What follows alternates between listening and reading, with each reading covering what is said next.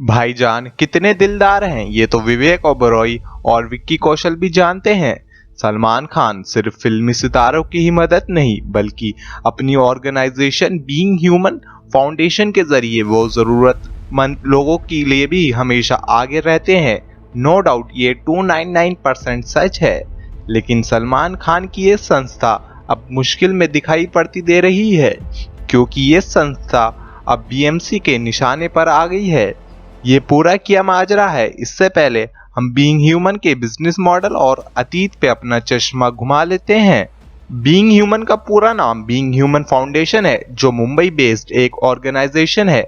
हालांकि इसके अंडर कई तरह के प्रोडक्ट्स को मैन्युफैक्चर किया जाता है, लेकिन इससे जो भी इनकम होती है उसे गरीब लोगों की सहायता की जाती है। एक तरह से ये सलमान खान के द्वारा शुरू की गई चैरिटेबल ऑर्गेनाइजेशन है जो साल 2007 में शुरू हो गई थी। 2009 में इस संस्था ने अपने कपड़े HDIL कल्चरल वीक 2009 में पेश किए थे। इस दौरान कई फिल्मी सितारों ने शिरकत की थी, जिससे इसको काफी पॉपुलैरिटी मिली थी। सलमान ने ये ब्रांड कॉटन और लिनन कपड़े बनाने वाली कंपनी कॉटन वर्ल्ड के साथ मिलकर लॉन्च की थी। इस मामले में सलमान खान ने एक इंटरव्यू में कहा था कि कपड़े, घड़ियां, पेंटिंग, जो कुछ भी टैलेंट मेरे पास है, जो कुछ भी बेचा जा सकता है वो मैं बेचूंगा और इससे कमाया गया सारा पैसा चैरिटेबल फाउंडेशन में जाएगा। फॉर्ब्स को दिए गए एक इंटरव्यू में सलमान खान ने कहा था कि हम लोगों से डोनेशन नहीं मांग सकते हैं, इसलिए हमने कपड़ों की बिक्री शुरू कर दी है। इसमें टी शर्ट के साथ साथ वॉचेस और कई तरह के प्रोडक्ट्स मैन्युफैक्चर किए जाते हैं। अब भाईजान ने अपने जीवन में पाप तो बहुत किए हैं और ये सब हम जानते हैं, और उनके ऊपर कई सालों से केस भी चल रहे हैं। अब इसमें चाहे राजस्थान में हिरण का शिकार करना हो या फिर सड़क किनारे सो रहे लोगों पर गाड़ी को चढ़ा देना हो, और उन्हें छोटी मोटी धमकियां भी मिलती रहती हैं। अब ये बात अलग है, उनके पावर के कारण उन पर आज तक कोई भी आरोप प्रूफ नहीं हो पाया है।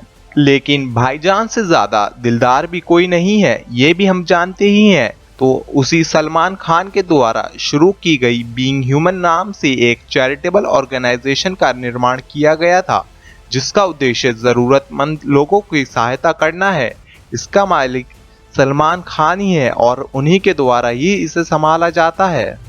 एक तरह से कहा जाए तो बीइंग ह्यूमन फाउंडेशन पूरी तरह से सलमान खान पर ही निर्भर है, जिसके द्वारा कई प्रोडक्ट्स को बेचकर प्रॉफिट कमाया जाता है और फिर उस प्रॉफिट को गरीब लोगों की सहायता में बांट दिया जाता है।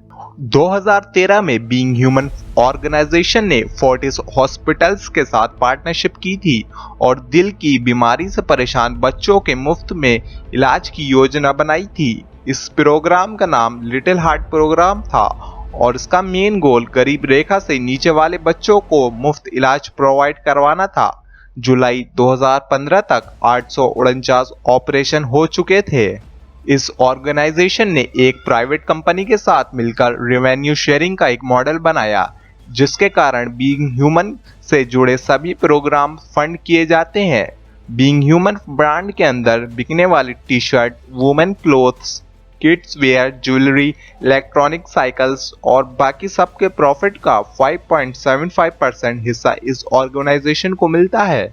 बीइंग ह्यूमन फाउंडेशन ने एक non profit school, Akshara high school, Asim NGO और महाराष्ट्र प्रबंधन सेवा मंडल से पार्टनरशिप करके 500 बच्चों से सीधा 10,000 बच्चों को किसी न किसी और तरीके से एजुकेशन प्रोवाइड करने की भी कोशिश की है। ये ऑर्गेनाइजेशन करियर डेवलपमेंट सेंटर भी फंड करती है।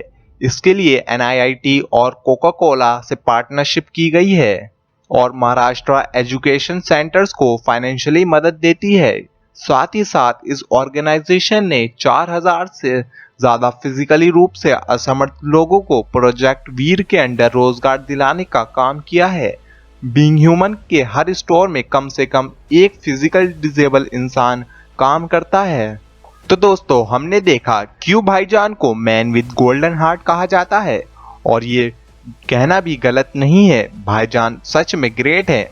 अगर हम बीइंग ह्यूमन की बात करें तो बीइंग ह्यूमन के जरिए कपड़े बेचने का सिलसिला जल्द ही खत्म हो गया था, इसी के साथ सलमान खान ने वंदना रिटेल वेंचर लिमिटेड के साथ 2011 में पार्टनरशिप करी, जिसमें MRVL को बीइंग ह्यूमन के प्रोडक्ट्स बनाने, बेचने और पूरी दुनिया में फैलाने का कंट्रोल मिला था। ये कॉन्ट्रैक्ट 2028 तक है। साल 2013 में बीइंग ह्यूमन ने 131 करोड़ की कमाई की थी, 2014-15 में 170 करोड़ रुपए की और 2016 में लगभग 300 करोड़ रुपए की कमाई की गई थी।